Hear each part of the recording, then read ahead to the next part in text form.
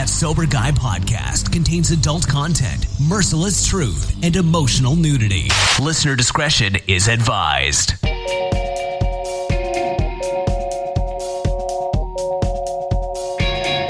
Yo, what's up? Thank you for tuning in today. Thanks to Humans for bringing us in. Thanks to you for supporting the show. I'm Shane Raymer. You're listening to That Sober Guy podcast, and we help people stay sober. We talk about drugs, alcohol recovery, all kinds of fun stuff, some health and wellness. Been getting into some fitness stuff lately because I'm a big CrossFitter now, man. Yeah. Woo! Getting down. I'm not singing today. Big love to the homies Humans. Always good to come into those guys. Today we're going to talk about 23 reasons to quit drinking. We also have a couple special guests we're going to introduce in just a minute. Now, the 23 reasons to quit drinking stems from a conversation I had with a good buddy of mine about the extent of drinking, what's normal, what's not normal. And one of the things that I kept coming back to is I kept asking myself when him and I were chatting, you know, and was trying to relate to him at the end of my own run with alcohol. This question kept coming up for me: what good has alcohol ever done for me? And besides a good buzz, maybe the ability to kind of numb out of reality, I couldn't really come up with a lot of good examples of what good it did for me. But like when I flipped that question around and asked myself what good quitting had done, man, the list was like long, like my wiener. Okay. And that's what she said. God, I'm such a loser. So we're going to get into some of that. Cash also recently decided to randomly take a shit outside and then the other day piss in the corner of his room. So I don't know what's going on. I'm not sure if I'm raising a son or a dog, but we're going to get into a little bit of that. Dr. Phyllis is supposed to pop in as well and answer a few questions from some listeners. So we're looking forward to that. We've had a few requests for Dr. Phyllis to join us. First though, I want to introduce the Jess is joining us today. What's up, the Jess? How are you? just over here dying. Poor Cashy boy. I know. He's gonna just have to wear this when he's older one day. He is. He's a funny kid and he likes to get out. I had to explain to him that we're not backpacking yet. We're not camping. That's when you shit in the woods, not outside in your backyard. But I guess he's practicing. So yeah, we're going to get into all that. Before we do that, be sure to check us out at thatsoberguy.com. You can connect with us on Instagram at realthatsoberguy, on Twitter at Shane Raymer.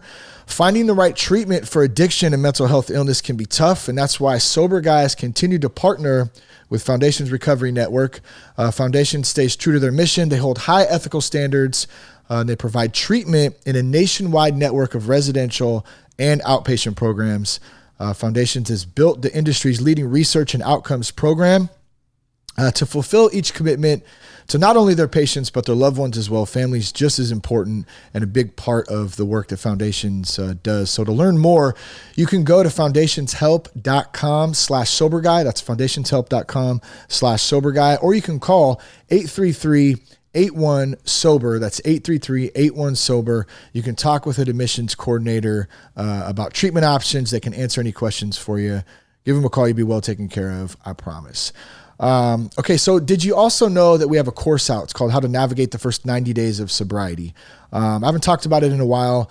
Basically, it was myself, a few doctors, some other friends, and other friends in recovery got together to share about our own first 90 days of recovery, what worked for us, what didn't work for us. And I made a course about it. I noticed a lot of people signing up in July. I don't know if it's just a summer thing. A lot of people checking it out this month. So I figured I would throw it out there again. It's $25 with the promo code half off. That just helps support the platform that we host it on. Go to thatsoberguy.com, click on courses, and you can get more information there. All right. The Jess. We're going to do an iTunes review in just a minute, but the Jess, how are you? It's good to have you back on the show. Get a lot of requests for you, by the way, which I love, and you're looking beautiful as ever. Damn, you're looking like a babe right now, sitting right across from me. You want to make out or what? Should we try it? The kids aren't home. Yeah, they're not. All right, let's put this on pause. We're going to hump real quick, and I'm just kidding. Do you have the Jeopardy song on that? I wish I did. I don't. Trapped in there? I have that, though. Lots of new things are happening in this podcast since I've been here. You got new equipment. Yep. You got some sound effects happening. We're having fun with it, you know. Yeah. One more professional. One more thing I forgot to mention. I believe it is not 100% official, but pretty damn close to it. We're going to be doing the Moments of Change conference in Palm Beach, Florida in September, end of September, early October. So we'll be doing some live podcasting, talking with a bunch of good people, be out in the Florida area. So if you're in the Florida area, hit us up. Let us know if you want to come out. If you want more information about that, you can go to foundationsevents.com, and all the info about the conference will be there. So if you're a professional in the industry, if you're just someone in recovery who wants to check out what it's about, you can get all that info there. All right. So what's up, Jess? You've started your own podcast recently. We wanted to talk a little bit about that, the Honest Moms podcast. You've been plugging away as a mother, as a wife, as a recovery advocate, all that good stuff. What's up? What else is new? Yeah, that's been fun and challenging and really, working my little creative valves.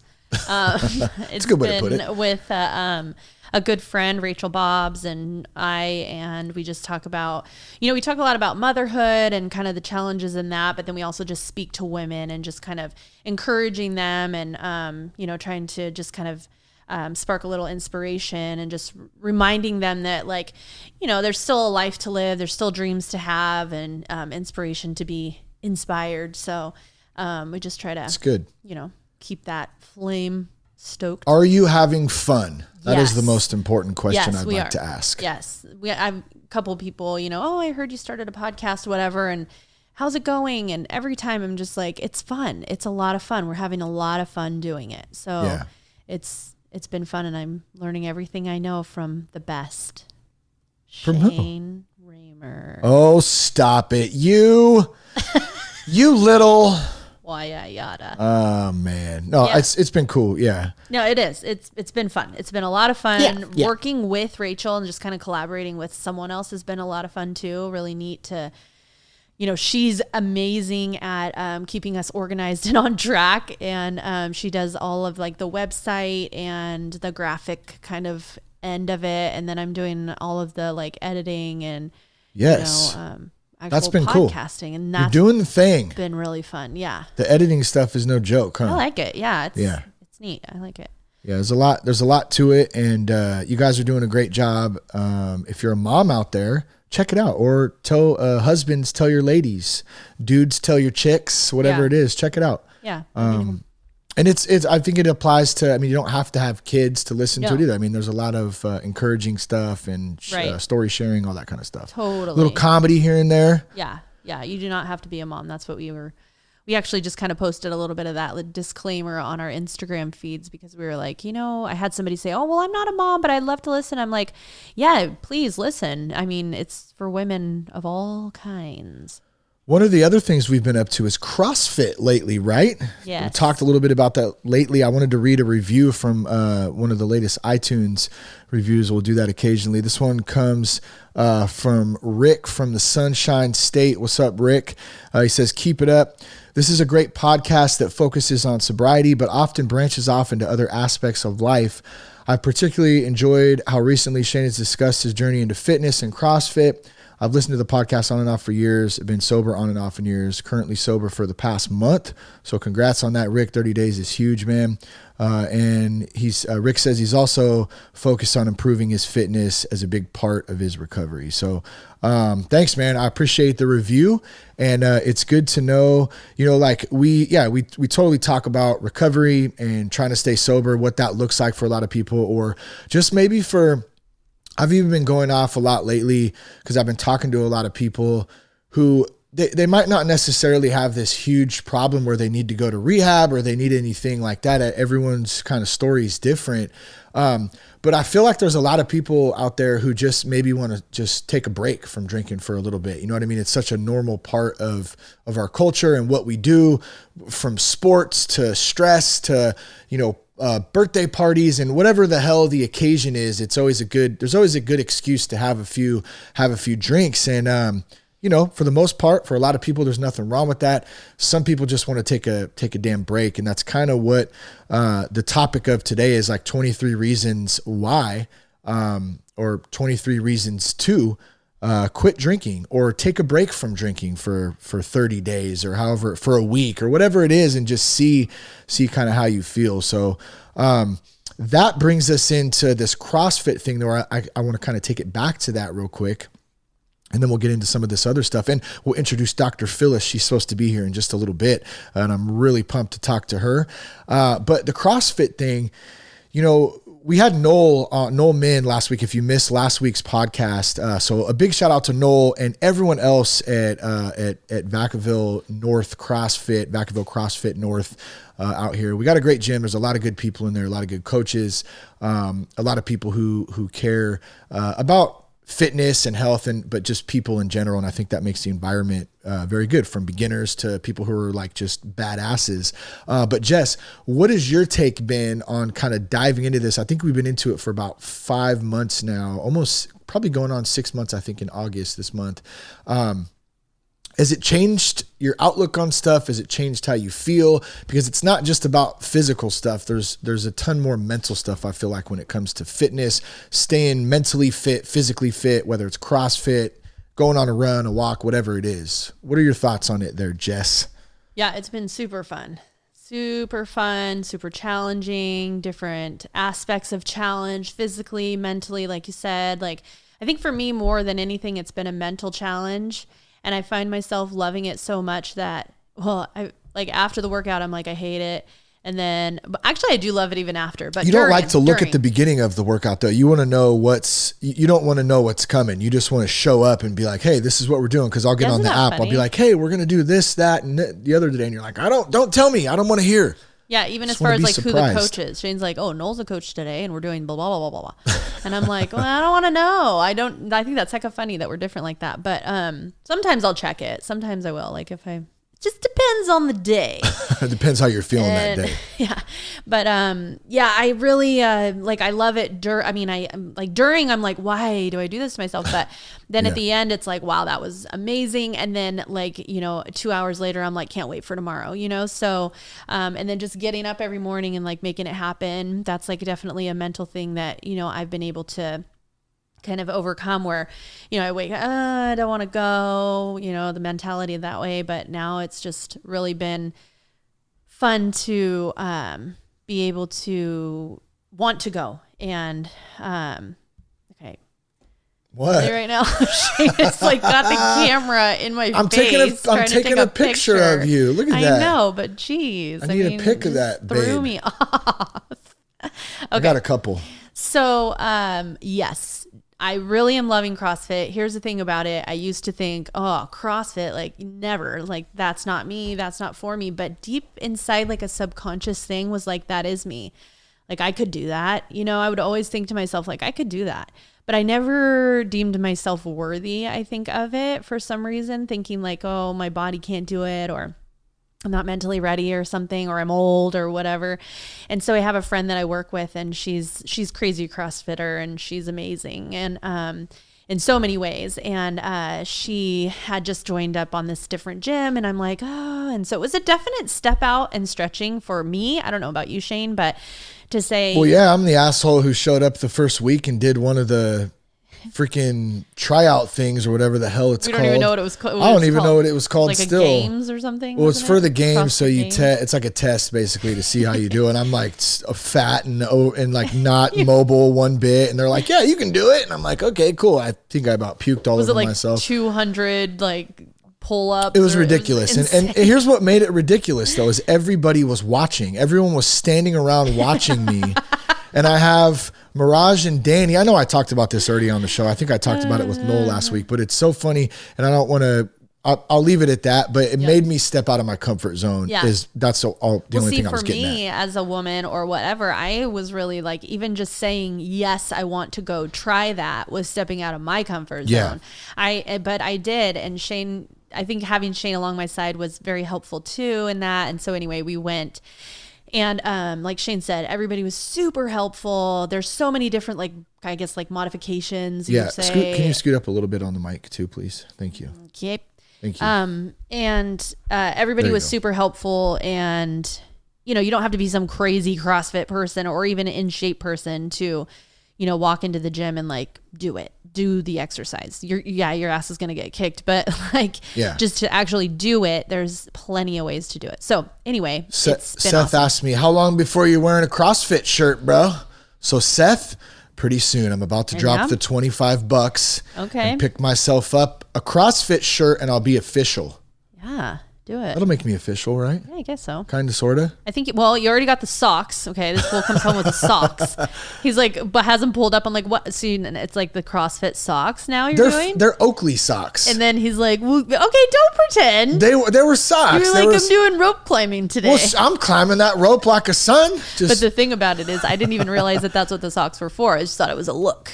Oh, okay. And then when I found out it was for there's the rope actually climbing, a purpose there's for a them. purpose, right? Yeah. And likely because I now have a rope burn on my leg. That's why I tell you what, I had a burn and the next day I went out and bought the socks and I keep them in my bag. It's a pretty nasty one. Also got some Nobles. Yeah, he got the shoes. Then he tried to buy me some. Okay, look, I'll equate this to golfing, right? Just for analogy purposes, and I'm sure anyone can equate it to anything that you like to do.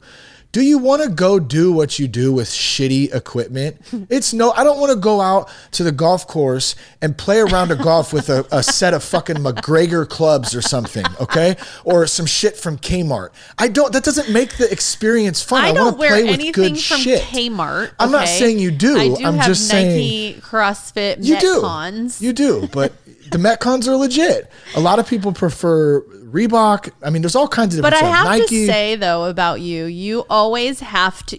It's not like, oh, I'm gonna go try CrossFit for a few months, then I'm gonna get the equipment. You're like, I'm doing CrossFit. I did it for a week. I got to get all the things. That's not true. That is not true. To you full did it with extent. Indoor soccer as well. I played indoor soccer once.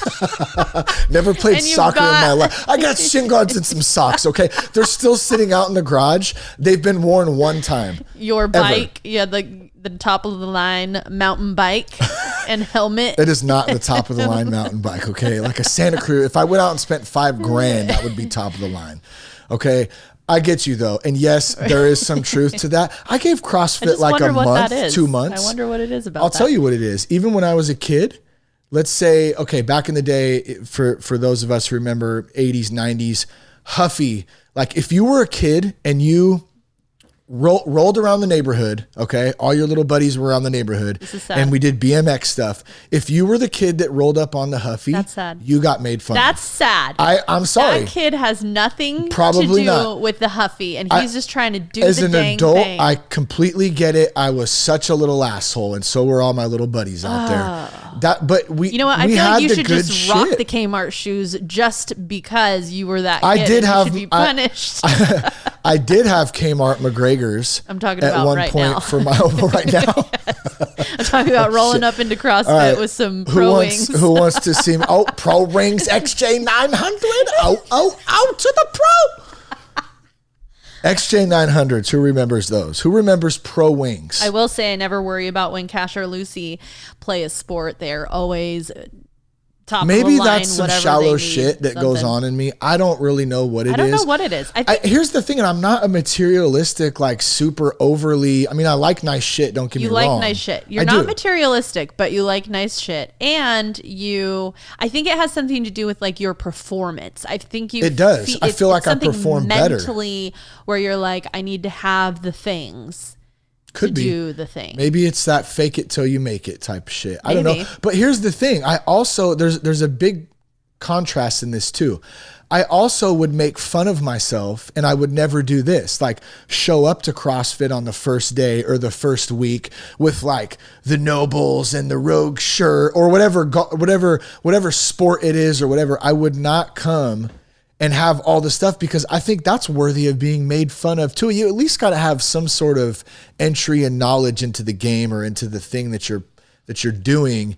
And then maybe you can kind of ease your way into getting some of the cooler stuff. That's what I'm saying. See, so because for there's kind of two ends of the I spectrum. feel like I would look like a poser. Yeah. If I came in Hashtag with like, poser. some the CrossFit Totally. shoes It's a great word. and the whatever. Yeah. And I just wouldn't be comfortable with that. I have to at least climb the rope. Like, let me get to the top of the rope and then I can get some nobles. Let me get, whatever over here, and I'll wear the booty tight, like, shorts. I'm just kidding. I actually have to wear those because you rock those babies clean. Okay. Thank you. Yeah. 2 words that just came to mind, old school 80s words, #poser. I don't know why I said hashtag, like it reminds me. I'm an idiot for that. But and milk chicken. Do you remember milk chicken? Oh, he's a milk chicken. Anyone remember milk chicken? I don't remember Great what word. that was used for. I don't know either. But anyways, yeah, digging the CrossFit stuff. Oh, sorry. Go ahead. You were going to say something real fast. I was just going to talk about how isn't it funny that how we talk about costumes all the time. Everybody has their costume, Yeah. and CrossFit's costume with the long socks and the shoes and then the short shorts and the It's fit. Yeah, it sports is. bras. There's specific uniforms for everything that we do in life. There's even a mom uniform and a dad uniform. There is. Put on your mom shorts one day. Oh, God. Going to Great America, guys. Pack up the backpack. I got my mom shorts on and my Nikes. Mom's got to be comfortable with her shorts on and her tennis shoes. The only Great America. Great America, Six Amusement Flags, park. wherever. Amusement park garb. What's the dad outfit? Shorts and tennies. Oh, what's the dad's fit what's is his like name? the backpack and the trendy dad. t-shirt and shorts, I guess. Yeah, Dads are t-shirt, just shorts, fanny pack. fanny pack. Would Got you it. rock a fanny pack? I got one. I just got one, but it's a little bit too big.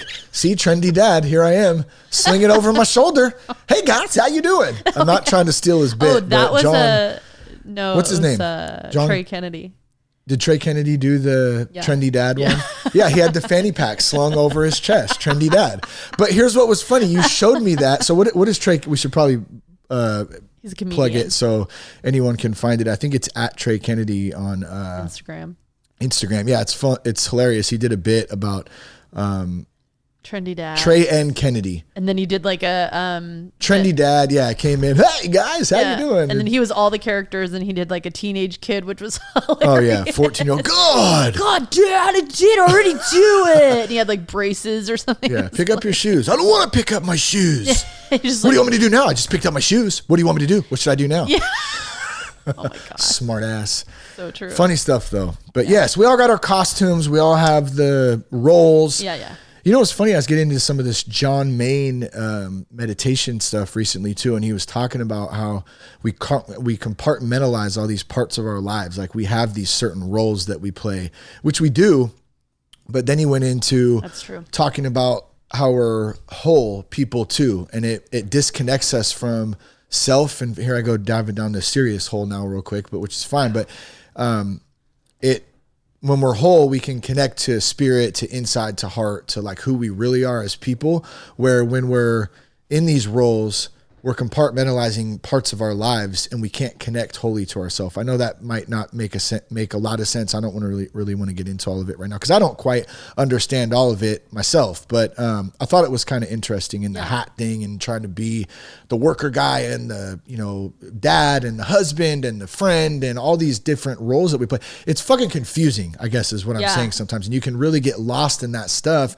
And when I bring it back to setting in and trying to pray and meditate and just be simple, because it really talks about being simple-minded, we can bring simplicity to all those roles if we're kind of in that mind state, I guess. Does that make sense? Yeah, and it helps you like be your true self, So you got you got the dad or the mom, the wife, the daughter, the CrossFit, the hairstylist, the church, you know what I'm saying? And you're different groups of people all in those different areas.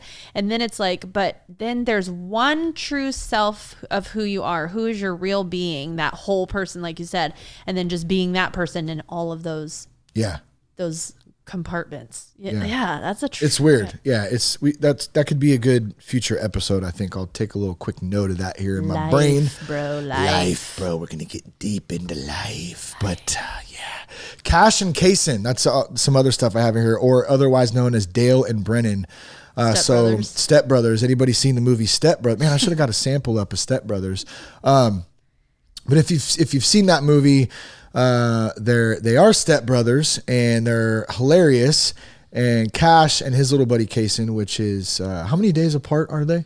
2 weeks apart. Or 2 weeks apart from some of our good friends, best friends, really. Jen and Nick, have known them for a long time. Yeah, I grew up with Jen, fifth grade. So then we had, so we grew up together since fifth grade, been friends ever since all along.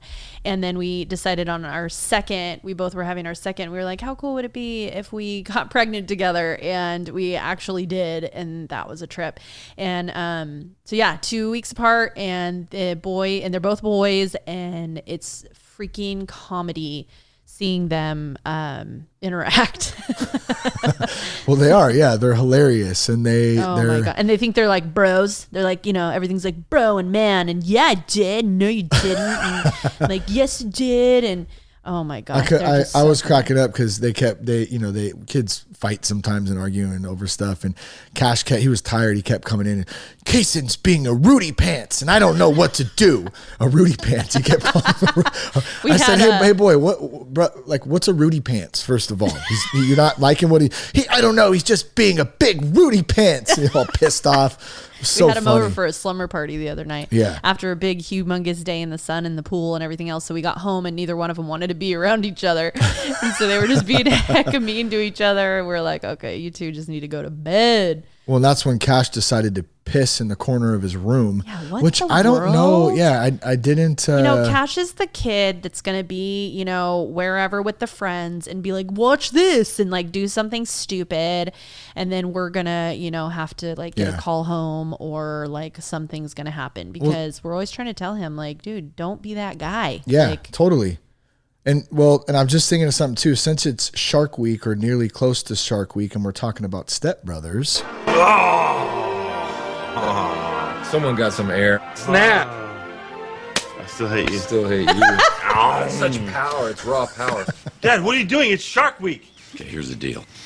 Number one, you will fix the fucking drywall now.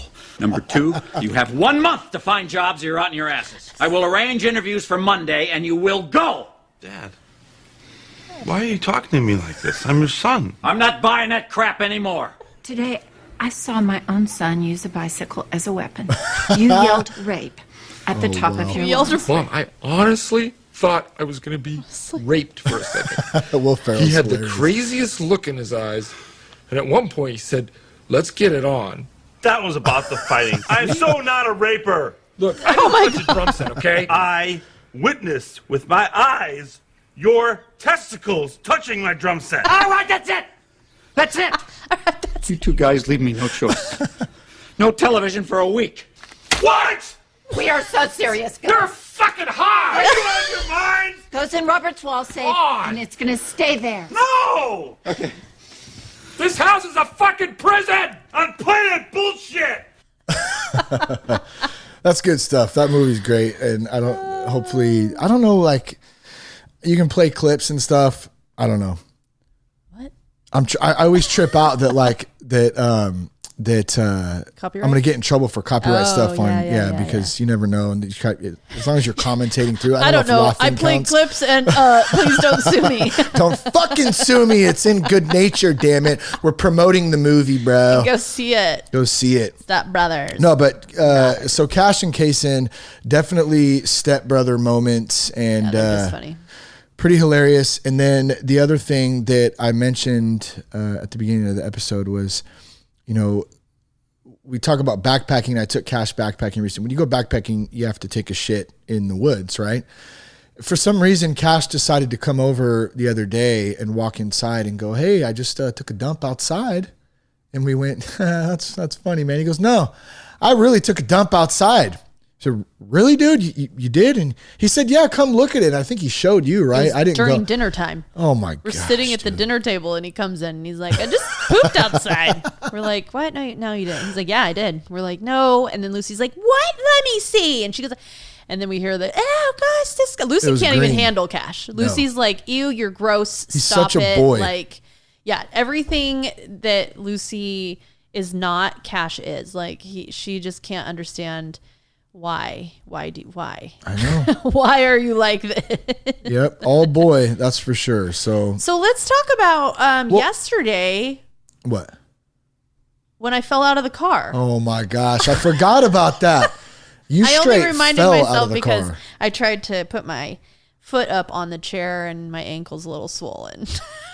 I know, I gave you ice yesterday for it. Yeah, that was pretty hilarious. Once I found out you were okay, it was okay to laugh after a minute. If we recreate that, I was walking out to the car. You were getting out. Oh, I forgot my purse. You had to come out. I don't know what that voice was. I apologize.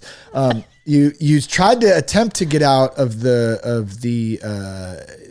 what does SUV stand for? Super... SUV. Utility vehicle. It's something utility. Is it super? I don't know what it is. Anyways, out of the old SUV Tahoe, the 2007 Tahoe, on the step crack. side.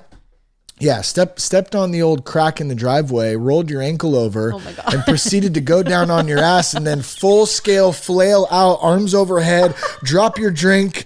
Ah! It was absolutely, I could not believe what I was seeing with my own two eyes. The neighbors were outside. They're doing work across the street from our house. And the guy, Dave, we know him. He's actually owns a home repair company that's well known around our town and stuff. And he looks over and he goes, "You okay?" And I said, "Babe, you're all right, whatever." And then finally we figured out you were okay. And we're all kind of looking at each other like, what the hell do we say here? And thank God Dave broke the ice and he goes, "Hey, shouldn't have been drinking in the morning." We go, holy So we kind of laughed about it, and it was hilarious though. But I've never seen you fall like that ever. I never fallen like that. It was the weirdest thing. I feel old, and then I went to CrossFit, and I was like, all right, I guess this is happening. And now it's just a little tender. It's a little swollen. Ooh, yeah, it's swollen. Yeah, but it's feeling okay. We put some Tiger Balm on that shiznit. It's just tight and hurts a little bit, but I'm sure I'll make it through. I think you'll be okay. I can't believe I felt like that though. Don't fall out of the car anymore. It's like an old lady. Wow. Speaking of Lucy too, Lucy wanted a bird. Dad said, "No bird. We're not getting a bird in this house. We don't need a bird. Not going to take care of the bird. No more pets. We already got a pet. Brody's 11. When Brody passes on, we'll talk about getting a new pet. I'm the dad. I'm the man of this house, and I'm in charge." What do you guys think happened? Lucy got a bird. Shows what clout I have around this dump. Just kidding. I love this place. But Lucy got a bird. I'm glad she got a bird. Say, Dad doesn't know everything all the time. He doesn't know what the hell he's talking about. Trying to flex on the bird. I did try to flex and be cool. Okay, why? Like, give me one reason why she can't have a bird. Well, part of it because... You said, because I'm not going to have a big old house full of pets. Okay, that's not... We don't need a damn zoo around this house, huh? We have a dog. We have one dog. Yeah, but it's just, And it's another bird responsibility. Is lovely. He's bringing joy. You're probably going to hear him actually because we're recording inside today, and I heard him chirping out earlier. But it's a responsibility thing, I think, for Lucy, right? And that's it. She's doing a good job with it. Yeah, there it is. We got a bird. Yeah, Lucy and I said, okay, let's just go to the pet store. We're going to check out, the price for everything. Let's just see. And we got there and the bird's like $20. And I'm like, okay, what? And then the cage was like 30. And I'm like, we're getting a bird. Like, yes, you can have a bird. Like, it's not a big deal. And plus then she went and took her money that she had and spent it on bird toys. And now I told her she has to buy the bird food and all of that. So it's a good sense of responsibility for her. Yeah, it is. Hey, it is what it is. I learned a lesson in it. Don't be an asshole. You don't know everything, Raymer. And, hey, ease up a little bit. That was good. I'm glad you got the bird. We'll see. I'll report back to you in about a month, and we'll see how that, see how that bird's singing. Mango Pango. Mango, yeah. She named the bird Mango. In any case, let's transition here. I know we're supposed to have Dr. Phyllis come on. Let me give a little context for those of you who don't know or have heard who Dr. Phyllis is. She's a life coach and an addiction expert. We've had many requests for Dr. Phyllis to come back on the show. And so I think we're going to try to do some regular segments here and there. I'm excited to have her. Should we call her out? Is she here, Jess? I don't know. I think she's... Yeah. Yeah. We had some questions. We have some listener questions. We're going to ask her. We're going to chat a little bit. And then before we do that, we will get into 23 reasons to quit drinking, which is a list I came up with. And we'll do that after we do Dr. Phyllis. So I think here, she's here. Oh, Dr. Phyllis. Dr. Phyllis, welcome. Welcome to the show. Sit down right there. Here, yeah, sit down here. Let me Right get here. you situated. Okay, Yeah. I'm not. I Okay, don't. here, pull the mic up there. Yeah, you got to get the mic up close there. It's really good to have. Well, okay, hold on a second. Is Yeah, there, do you have water? yeah. Here's some water. Okay. Here, take a drink. You got some? Okay. So we've had so this many. on, or It's on. Yeah, it's on. It's on. Okay, yeah, so we're doing it right now. We're doing it right now. Oh. We're doing it. Okay, we're doing okay, it live. okay. Okay. So, Dr. Phyllis, we've had you on before. You give, you love to give advice. You love to help people. You got a huge heart. We've had some requests. Get Dr. Phyllis back on, Dr. Phyllis. We had plenty of questions to pull from, so we pulled a couple of those today for you. But before we get to those, what have you been up to, Dr. Phyllis? How's things? And for those out there listening, tell us a little bit about yourself. Well, I just went and I just got my pedicure, so I am nice. loving it. Look at the color that they did, and they did little flowers on it Wow. too. They never do that out in New York. They don't ever Lisa? put the little Did Lisa do the that? flowers. Yeah, Lisa's nails. She did it, and so I was excited about that. That was nice and relaxing. I just I've been in the industry for a while now, and I think you and I, when we met, we started talking a little bit about your podcast. Yeah. And you asked me to come on as a professional. You're a pro. To just answer some questions from your audience. How's the life coaching business going? It's going good. I have one client so far. Yeah, and she's a bit of a mess, but it's working out. It's okay. I'm enjoying it. Just working out the things that I was here to put on this earth to do, right? It's the same thing. You know what I'm talking about. I You're do. doing the same I do. thing. You're doing this podcast. How's that going? Is it good? You It's got a lot of it's listeners? How going many people are good. listening to us right now? Phyllis, there's quite a few 100,000 out there. I'm a little bit listening nervous. I'm not us. going to lie. Don't be. This is going to be fun. We got some good questions from some listeners out there, and we're going to get to. You want to jump into one of those right now, or what? If that's what you do, I don't know how you All do right. this thing, Shane. All right. Let's do it. This comes from Darlene from Wisconsin. Darlene. I used to know Packers. a Darlene. Oh yeah. I wonder if it's her. What's her last name? I don't give last names out on this. It's improper, and she didn't give it anyways. But let's jump. Okay, here we go. Dr. Phyllis, get ready. You ready for this? You sure? You could shoot. I'll see what I have. I'm not sure. I haven't done this in years. Okay. All right. Okay. All right. Let's do it.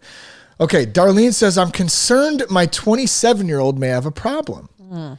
I found pot in his room, Oh, Lord. and he spends hours and hours playing video games. What should I do? Yeah, well, those video games are going to rot your brain. That's for sure. You need to tell your son that. And then also, you know what, Darlene, I had that issue with my son, Frankie.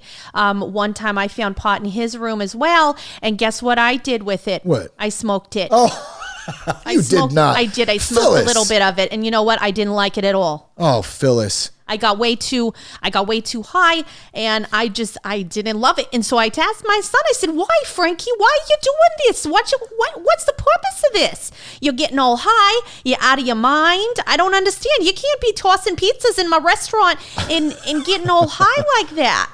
I see your point. You probably shouldn't have smoked the pot, number one. I'm not telling you what to do, Well, Phyllis, you okay? should have told me that before I did it. Well, yeah, because I imagine that probably wasn't too well. But I understand, too, wanting to try and make sure you know what it is. Maybe you didn't know what it was. I was curious. I was also going through a time in my life. Oh, yeah. What kind of time? Well, my son had just, my husband had just died. I got it. Okay. Okay, wait a minute here. I'm a little bit confused. You're a life coach. I wasn't a life coach at that time. Okay. I wasn't a life coach at that time. My husband and I, we owned a pizzeria out in Brooklyn, New York, and my boys, they worked there too. It was Angelo and Frankie. They worked there. It was a family restaurant, and my husband died. Actually, he had a heart attack. Oh, I'm sorry, Phyllis. I'm so sorry. Rest his soul. Yeah. And in 1998, and then he died, and the pizzeria just wasn't. Angelo and Frankie, they weren't focused on it. They were doing their 20-year-old thing, and I couldn't keep it alive, and so it closed in 2007. Wow. So you've been through it yourself, which is great when you're trying to help other people too. You have some experience there, but you still smoked the pot. I did. Okay. Now, What did you learn from that? And what can you relay to Darlene, who's going through some of this stuff, and the video games as well? That's another issue we need to have Camadera on the show for, a buddy of mine who's a great expert on gaming addiction, who I've actually reached out to a couple of times. We'll have him on sometime soon. But in Dr. Phyllis's expert opinion, what should Darlene do? Yes, sorry, I forgot that there was an actual question.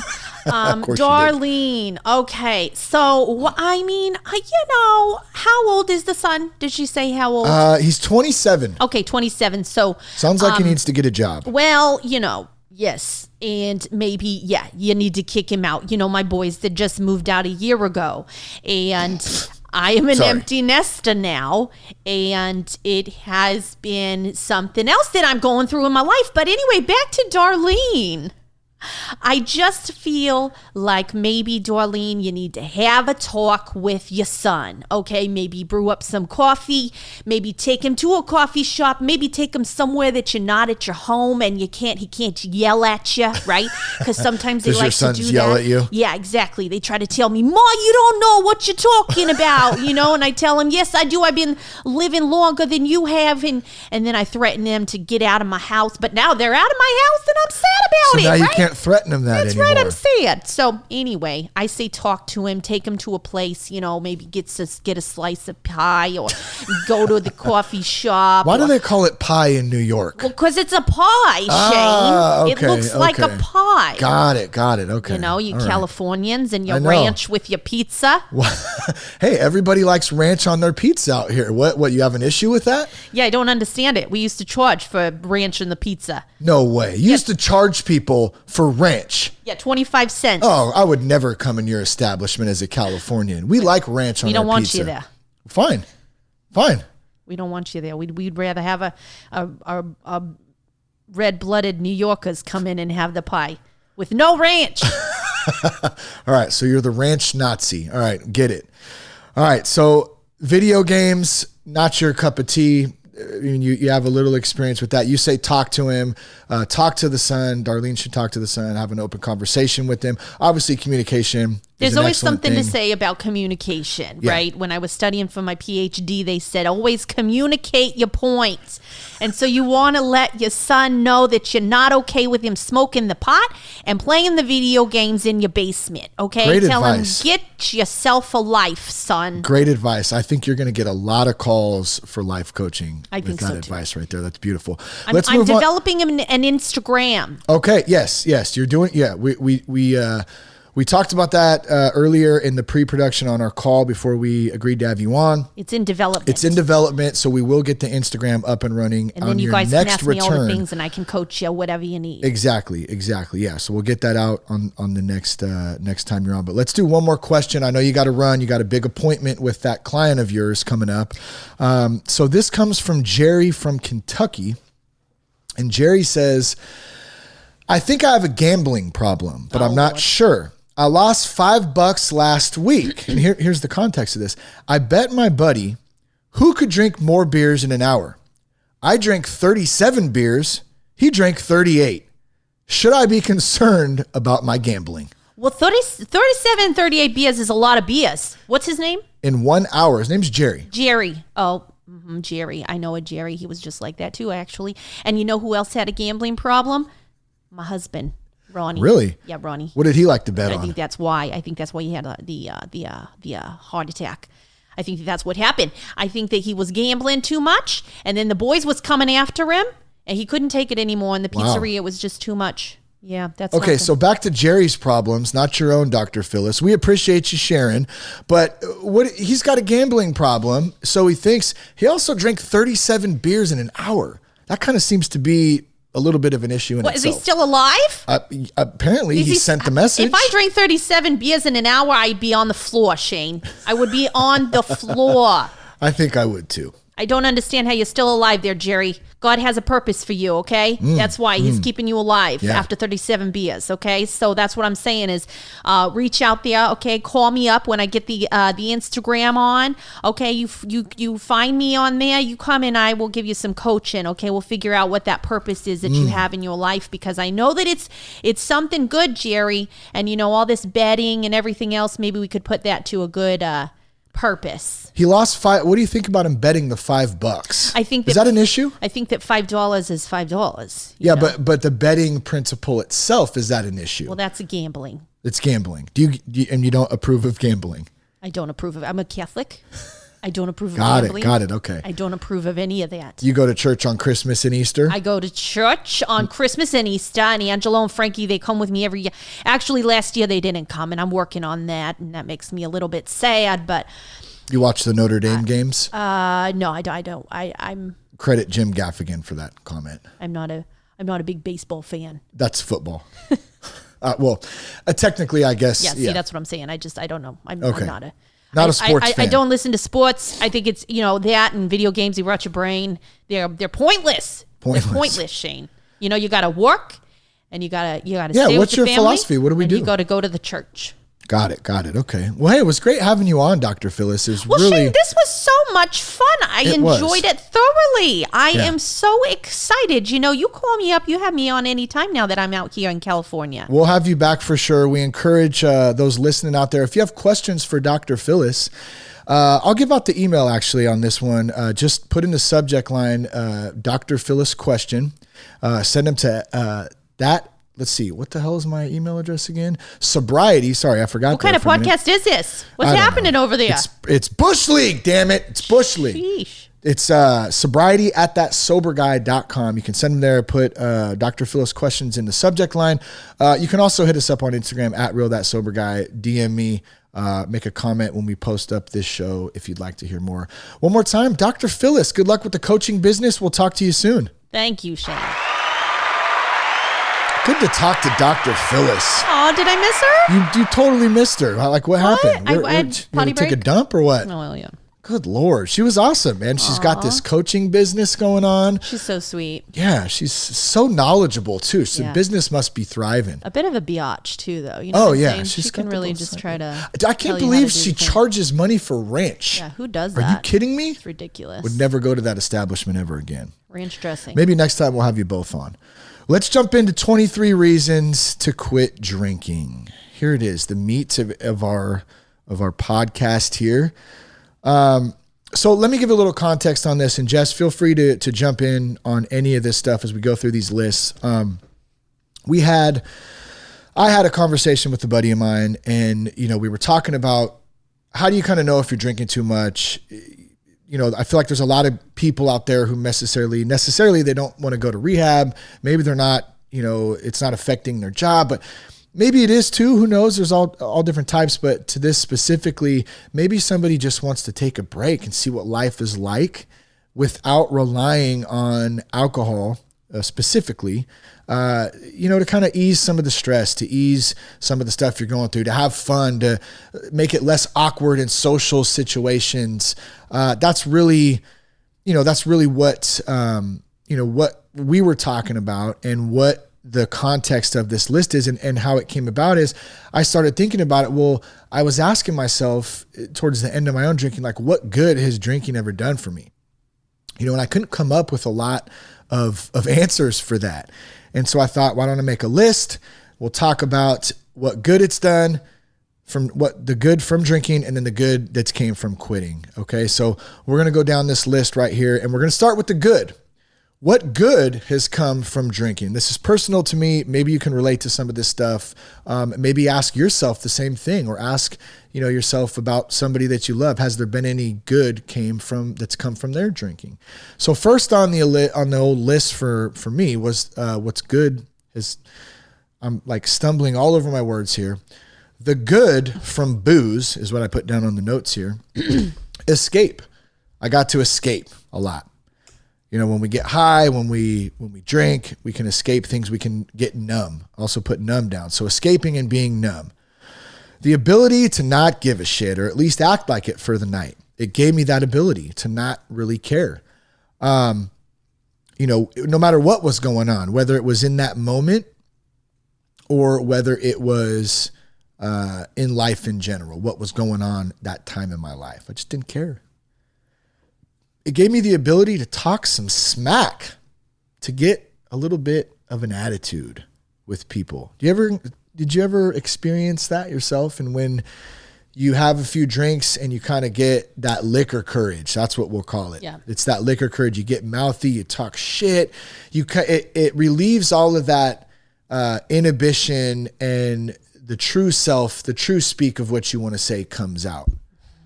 And so that, and I put that on the good list. That can also be on the bad list as well, because many of us know we've said some shit sometimes that we probably wouldn't have normally said, that we shouldn't have said, that could lead to some other, consequences down the road, whether it's physical altercations or arguments, people getting pissed off at each other. I mean, hurt whatever. Feelings. So hurt feelings. Yeah. So I think that can kind of go You both hurt my ways. feelings. Facts don't care about your feelings. It makes socializing easier. That's a big one. I mean, that was, I think that's for a lot of people. And that I can see that as being a good thing, being able to ease up and have a beer or two, or, a drink or two, and letting down that guard and being able to socialize. Now, here's the thing with that. You do that so often. Well, I'll speak for myself. I did that so often that it got to a point where I no longer knew how to socialize in a comfortable environment and knowing myself without that tool of a couple of drinks to warm up. So that's kind of where the problem came in, I think. You use it, and this, this is for people who are obviously questioning if this might be an issue. A lot of people can have a beer and be cool with it, and they socialize and whatever. Maybe they don't in other circumstances. So I can see it as kind of the same thing with the liquor courage. It can be a good thing. At the same time, it could easily border over into a bad thing as you start getting used to that. I can only talk to people. I can only socialize, whether it's with my wife or at a party or at a work event or at and then dinner. you build up anxiety. Exactly. And then you can't even go anywhere. Yeah. And you're like, no, I'm going to skip that thing or whatever. Or it's like, there's that thing. Is there going to be alcohol there? Yeah. If there is, cool, I'm down to go. And let me hurry up and get there. And right when I get there, I'm going to shake a few hands on my way to the bar, and I'm going to get there and I'm going to get that drink. And now, boom, I get that first drink in me. And now I can kind of relax a little bit. So let me just articulate this from my perspective just a little bit, because I'm thinking about something here. And I've been pushing this a lot lately because I really want to help myself, and I want to help other people out there help understand this, kind of together, is that it's not the alcohol's problem, or it's not the alcohol's thing. The alcohol is the tool, and we're having to learn how to deal with this stuff like anxiety. How do we deal with going into social situations and having that panic of, I got to rush up to the bar to get this drink so I can get one in me and be able to move forward in, being comfortable in this social situation. Those are things that we learn by dealing with ourselves, personal responsibility, trying to work on these things. And it starts with being conscious of it, I guess, too. So, I think that's number one, being conscious, because it is. If you have to do that, I feel like if you're like you said, you have to go in, get the alcohol, and then you become the person that you need to be to survive in that environment, then I feel like that's kind of an alarm, Yeah. Absolutely. The next one was Party Raymer. Party. Were we going to name Lucy that? Party Cash. Raymer? Oh, Cash. Pardy. I thought it was Lucy because No, it was Cash. It was Cash. Yeah, okay. Because we were like, I don't know, Cash, because whatever. Party Raymer. Pardy. We were really going to do that. We partied at one point. We liked to party. We partied. My name's Shane. I like to party. I always think of Scotty when I think of that. What up, Scotty? My name's Scott, and I like to party. Oh my God. Fucking hilarious, man. Yes, so we do. Funny. Yes. We like to party. So yeah, I mean, we had some good, I think all of us can admit at one time in our lives, no matter what the extent was of our drinking and drugging careers, or if we're still active in them, trying to cut a lot of that out or all of it out. There's been points in those years in that time when we've had some good times and we've partied and we've had some fun, of course. Yeah. But it starts to not get fun when it gets to a point where you lose control of that, which is easy to do, and you don't even realize it. I know I didn't even realize it. I remember waking up one day and just going, how in the shit did I get here? Wow. Well, I never thought I would have got to this point where I'm at right now. How did I get here? And that's when they talk about it, alcoholism, addiction being progressive like that, it makes sense to me when I think about it in those terms. I remember specifically the time when after we had Lucy and we were still partying and just living our lives the way we were living them. And then I remember that I would be like, okay, you know, I had the off switch at one point, but then you did not. And I remember realizing that and noticing that and being like, what is going on? You know, it would be like he'd stay up all night, or he would come around the corner and pull an e-brake with our freaking neighbors out there. And I'd be like, what are you doing? Like, who are you right now? Sober. Like, it was so crazy. And then I'd be like, who, like, it was that progression. And you definitely were progressing. I just didn't care anymore. That was a big part of it. I just didn't care. I wasn't dealing with anything in my life. I didn't care about anything in my life except Shane, and really not even that towards the end. Didn't really care much about much. So was definitely numbed out. And then let's jump on this last one, and so we can get into the good, because the good list is depressing. A bit. Yeah, there's a bit more on that one. This sucks. This really sucks. No, relaxing, right? Relax. That was one of the good things I thought about from booze. It gives you the ability to kind of relax, to take the edge off. You know, and I want to be clear. I'm not saying that, you know, that these are great things, but we got to be real when we talk about this stuff. And it does. It's a tool. It allows you to take the edge off. It allows you to kind of sit back and not think, to numb out, to relax. And so, you know, that could definitely be considered as a good thing. I think a lot of people use it. I'm gonna have a drink. I'm going to relax. You know, I'm going to chill out for a little bit, have some fun. Here's the thing with that list, and then we're going to get into what goods come out of giving up alcohol. The thing about that list is there wasn't really any long takeaways for that list. They're all in the moment stuff. That whole list right there is things that are short-term solutions, I guess, to how we're feeling at that moment. There wasn't any context to something better, any growth, any potential to move on and progress in a positive direction in life, for me at least. And that's what I realized when I compared the two lists. So let's get into some of the good list. And, you know, I forgot to mention this at the start, which, gosh, was a really big part of this. So I wanted to encourage everyone out there listening, if this is something that you're feeling right now and this really relates to you and you're asking yourself this, make your own list. Like, make a list of what good has came in your life from drinking or drugs or whatever your particular issue is. And what good has come or what good could come if you gave that up. Make that list, make 2 columns and go down the list. And then after you're done making that, sit down and with just yourself and take an honest look at that and put it on paper. And that can really help to propel you to taking some action. We can talk about this shit all day. Taking action is you know, that's always the next step. And it's often the hardest step for a lot of people. So the good from quitting. Number 1, I found a relationship with God and a higher power. That was one of the big things. I always knew God, always knew there was something out there that was bigger than me. You know, I still feel like that, you know, now. I felt it at the time. I just wasn't able to connect and give it up to that. So that was a big one.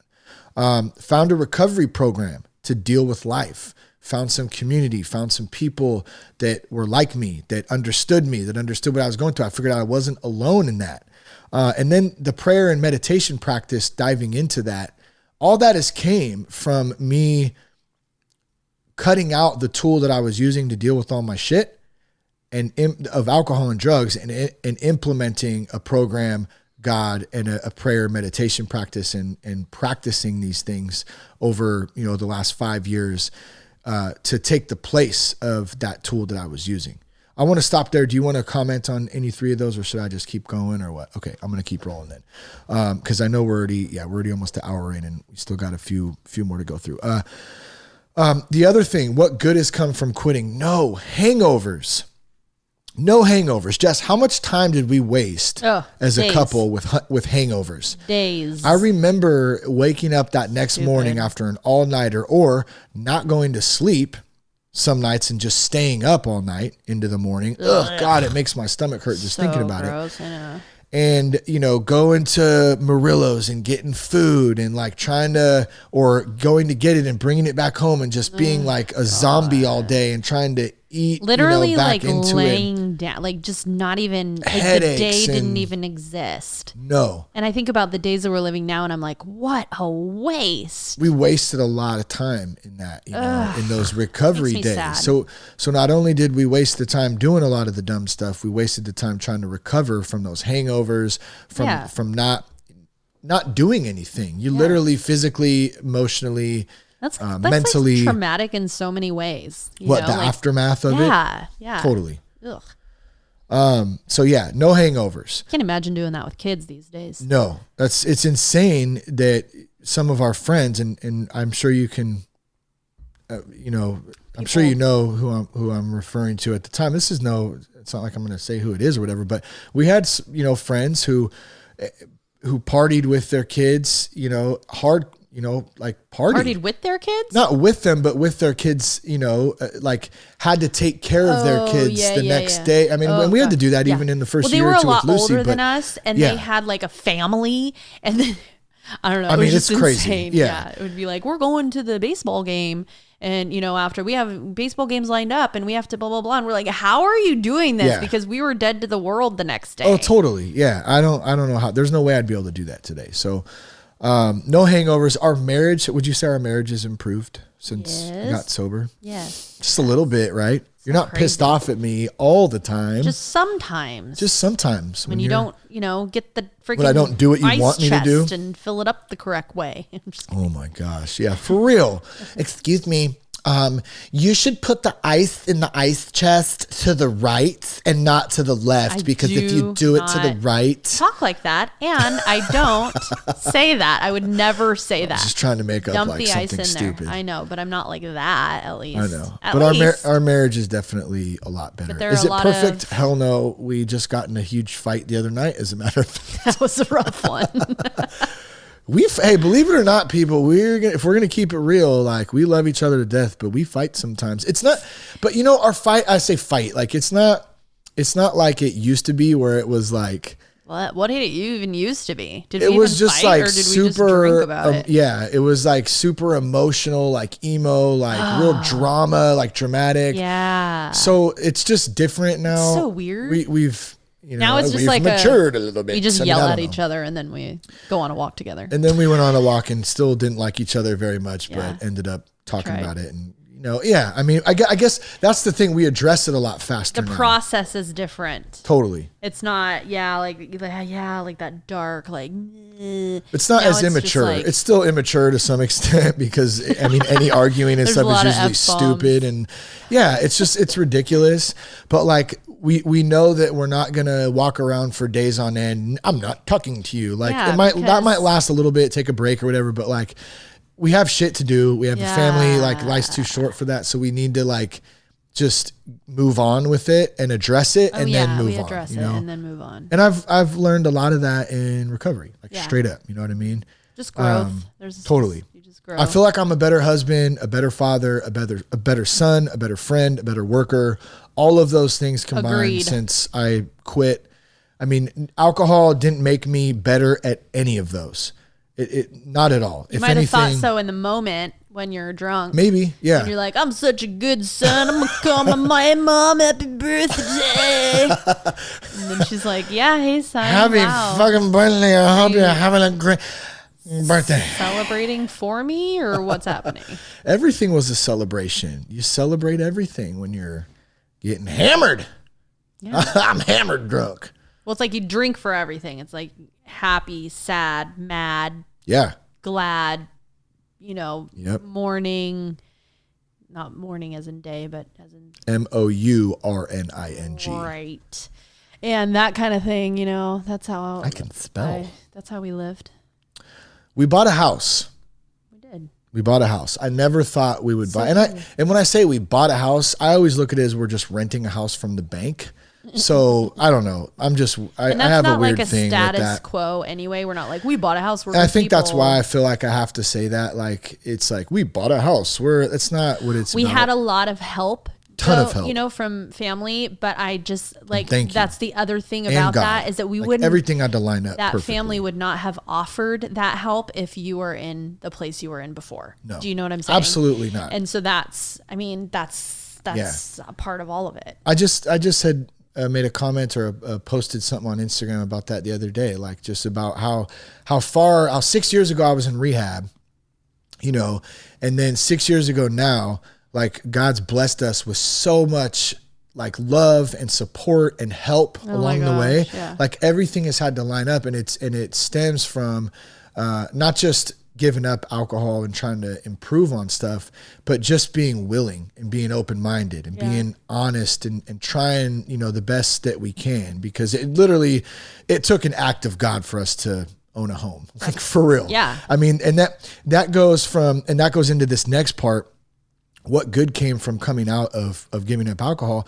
Hey, we, for the most part, we pay our bills on time. We don't get evicted. We're not on WIC anymore. Oh, God. And I want to say there's nothing wrong if anybody out there is going through that right now and you need assistance or anything. I want to be very upfront. That's what that shit's for. Yes. You know, but we were in a state where, it's just not where we wanted to be. Well, not only that, but we weren't really utilizing our best resources in order to be on that. Yeah, like there was no reason it should have came to that for us. We were just fucking up, like straight up. God. We weren't being useful, I feel like, you know what I mean? Like it wasn't like, oh, we just had a bad stroke of luck and like, or we came from this impoverished, you know, but like we didn't come from that. No, we didn't. And that was kind of our attitude though. Like, why can't we catch a break? Totally. You know, when you ride that wave, that's what you're going to get. Why can't you just like, you know, when are we going to be able to blah, blah, blah? When's it going to turn around for us? And it's like, it doesn't happen like that. It doesn't. You know, that's so crazy. I forgot about that. I used to hate, oh my God. Actually, I was just at Lucky's the other day and I was thinking, oh man, I can't believe I even see. Okay. Well, that's another thing Shane and I were talking about. I don't really care that much about, like, we were talking about the cars that we used to drive. and gosh. Oh man, they were like crazy. Just, I mean, I remember driving Lucy home and like in this like shitty old 1987 Toyota Corolla. And mind you, we don't have like extravagant badass cars now either. We have a freaking Ford Fusion and a 2007 Tahoe. Yeah. But for us, that's a huge upgrade from what we drove, you know, just 5-6 years ago. Like we took Lou home. There was so much wrong with all the cars we had. You had a fucking crock pot in the back of your car for like 2 years that had disgusting meat. 2 years. It was like a long time. This little white Corolla, and there was a crock pot in there and a bunch of other shit for the longest time. That's one thing. But the Prelude and the had a big ass dent in the door, and like, the emergency brake thing would come all the way up. Like it wouldn't even whatever. The brakes squeaked just like so bad. Talking about like at that time, I didn't care. I did not care. I was like, is it going to get me to work? Cool. Is it going to whatever get me to the party? Great. But and I like that mentality on that too. Like it doesn't matter what you drive, what you have. What we didn't care at that time, and it wasn't. It was that our intentions behind not caring were good, and I can honestly say that. And I still feel that way. I was just gonna say thank you. Yeah, I feel that way too. That hasn't gone away. I like that about me. I love my shit. Don't get me wrong. We already established that earlier, but like it doesn't define me or our family or you. Like what kind of I'm never like I need this, Shane, and if we don't get it, I'm going to be unhappy. You know, like I did need some Nike Cortez the other You're week, just a shoe freak, so that has nothing to do with it. I have my own shoes. Then I was thinking about how I went into Lucky's the other day to grab some food because that's what's there. That's what they sell at Lucky's. Shameless plug. And I was thinking, oh my gosh, you know, I used to come here and use my WIC coupons. And then I thought my mom shops there too. And I thought, man, I wonder if that was embarrassing for my mom, you know, like, cause she knew all the ladies that worked there and everything. Then here I come, you know, all whatever. And I'm like, here's my WIC, you know, again, no shame, no whatever, but I'm just saying it just wasn't where I wanted to be in life. And I'm sure it's not where my parents wanted me to be in life, but I'm, you know, doing that thing. And I was just thinking about it when I was up there just recently thinking like, gosh, this is so crazy. What a different life we led. Well, and here's a point to that too. If anyone was out there listening and they're on WIC or they're getting assistance, number one, we've already established that there's absolutely nothing wrong with that at all. That's what the shit's there for if you need it. But here's the thing with that.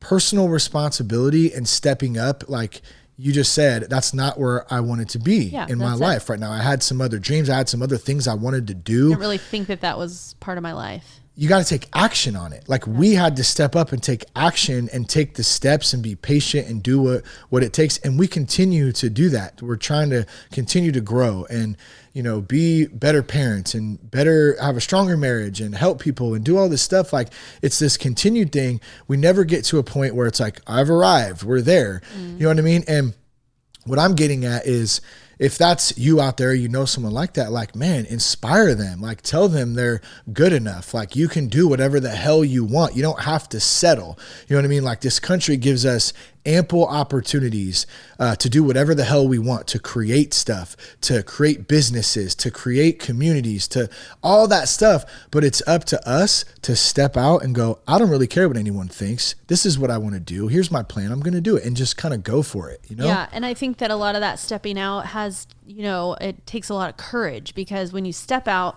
you have to step into something that is going to be uncomfortable. It's going to be a stretch. You're going to be like, whoa, this is very unfamiliar, but you have to be confident in knowing this is what I want. I'm going to do whatever it takes to change that.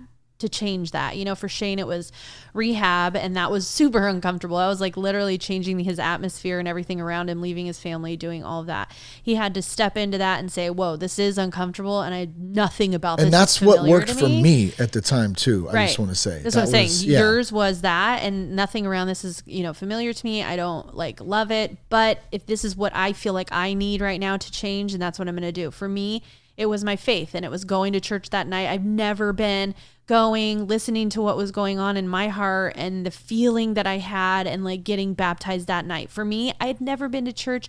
I never even really knew who God was, didn't really care, always thought it was a silly thing. But that night something changed. I felt like that was right for me. But I was so uncomfortable stepping into it, but I did it, and you did it. And now our lives are changed. We have people in our lives. We have resources, there's just different things going on that weren't going on before that changed. Like you said, you have to make that decision to step into something different, because whatever's happening right now isn't working. What about having a license and insurance? I mean, I can't tell you for how long after I know it just sounds so ridiculous, right? It's but these are things I just didn't care about. It took me about a year from when I got sober and eventually started to get some of my stuff together, got my license back, actually had insurance on the car. Go ahead. It's okay. You can say I got to pee. Oh my God. Go ahead and go pee. You'll be back in a minute.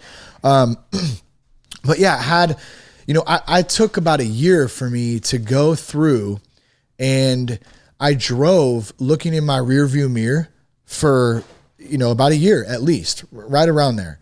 I remember it taking some time. I was so conditioned and so used to driving either intoxicated, without my license, without insurance, or all of the above many times, that I had it down to a science that I was very, very careful when I drove. I looked in my rearview mirrors. I made sure to follow every single little, stop to a T. That's just how I was. And so when I got all those things back, started to get some of my life back, my license back, insurance, like I said, I wasn't driving all jacked up anymore. I still drove like that for a while. And so, that weight, the weight of carrying that is a lot. just driving intoxicated is a lot. You don't want to, excuse me, I got some shit in my throat. You don't want to get in any trouble, right? You're trying to control yourself. You're trying to, you're trying to get by. And for me, it was everyone else's fault too, So that was a good one. Started a podcast. I started this podcast afterwards. I mean, how huge was that, right? For me, just to branch out, get creative, help keep myself sober, get to talk to some people, in the early days, some friends, and started meeting some people. And then boom, here we are today, 6 years later, and we're still doing it. We're having a lot of fun with it. It seems like it's helping some people out there, the platform. It ain't me doing it. It's just, it's this community, the program, people, all that stuff. It's a collective effort. I love it.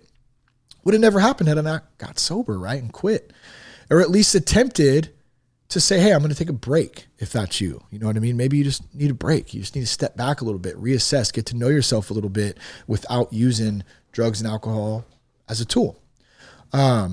I'm willing to serve others. I mean, that's a huge one. Never had that concept.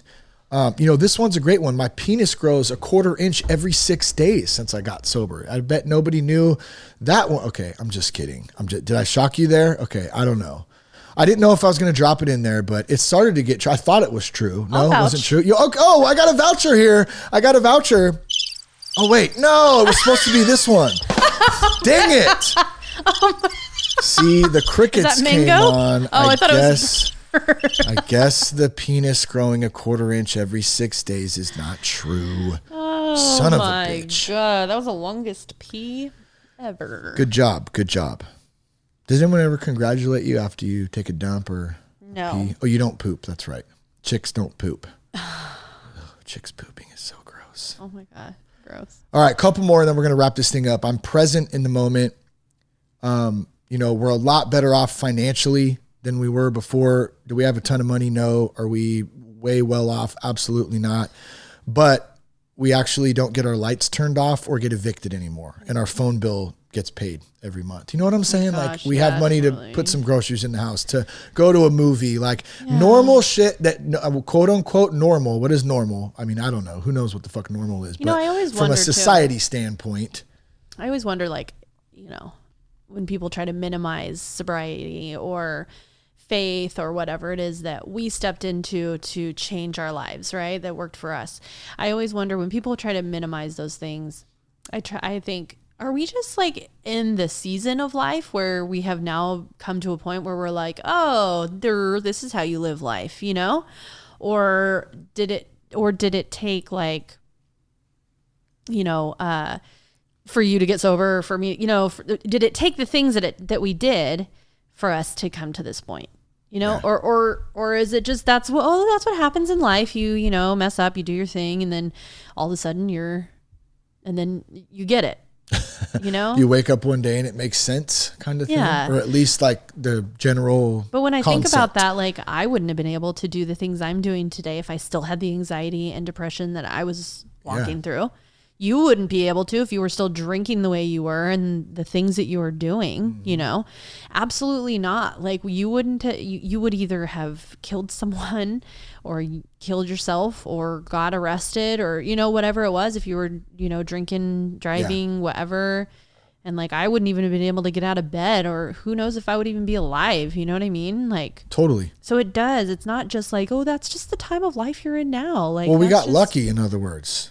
You want to put, I know you don't like me to say we got lucky. You feel like it was kind of intentional, and I can grasp that concept too. But however way you frame it up, that could have been us. Could have been any one of us because that shit happens every day. What? So people what are you talking about? People lose their lives. They kill people. Yeah. They were drinking. They got wasted. They went off the road, hit someone, and killed them.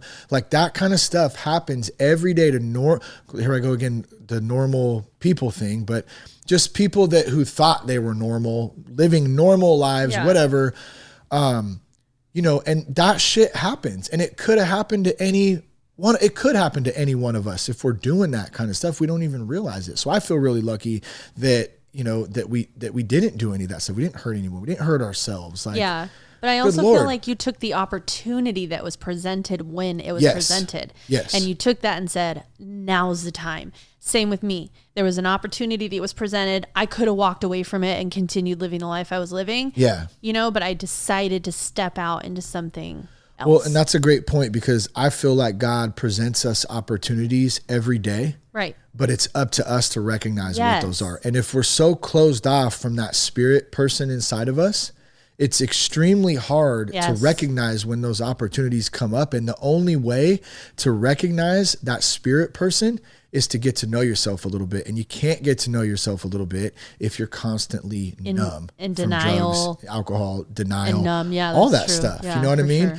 Sure. And so there's this circle that it has to come together. And all it takes is noticing one little piece of that. And then you can start putting, the links in that circle together, the pieces of that puzzle together, one thing at a time, and all that stuff. So I hope I'm not preaching too much or whatever, but cool, the last one on the list, and then we're going to wrap this thing up. I'm genuinely happy. I'm genuinely extremely happy every day when I wake up with my family, with, our life today.